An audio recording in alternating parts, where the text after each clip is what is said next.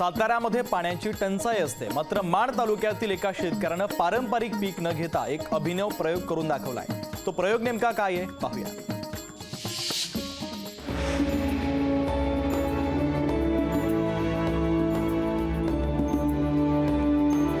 ही सफरचंद पाहून आपल्याला काश्मीर किंवा हिमाचल प्रदेशची आठवण येते।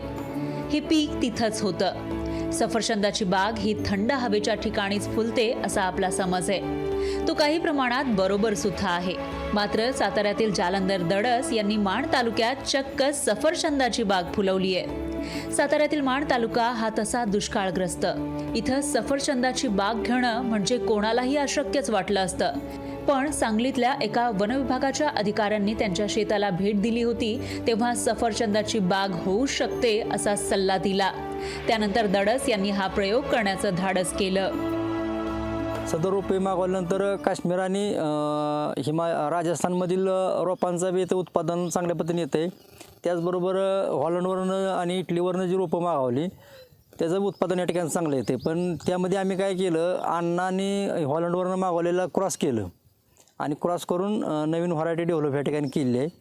तर त्याची चव बी गोडी बी चांगली आहे। थोडी साईज अजून आपण चाललं डेव्हलप करायची, साईज वाढवायची, पण साईज बी बऱ्यापैकी आहे आणि ती व्हरायटी आपण भविष्यात आपल्या माण तालुक्यामध्ये डेव्हलप करण्याचा दुष्काळ भागात प्रयत्न चालू आहे। शेतात असे अनोखे प्रयोग करायचे म्हटल्यावर अनेक सुविधांची गरज असते।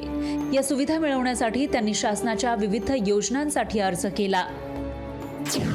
ठिबक सिंचनासाठी 1 लाख रुपयाचं अनुदान, विहिरीसाठी 1.5 लाखाचं अनुदान, 10 गुंठ्यातील शेडनेटसाठी 1.5 लाखांचं अनुदान असतं, पॅकिंग हाऊससाठी 1.5 लाख रुपये अनुदान, गांडूळ खत प्रकल्पासाठी 20,000 रुपयांचं अनुदान मिळतं, तर नॅरेफसाठी 20,000 रुपयांचं अनुदान असतं। शासनाच्या विविध योजनांमधून त्यांनी फळबागेची लागवड केली।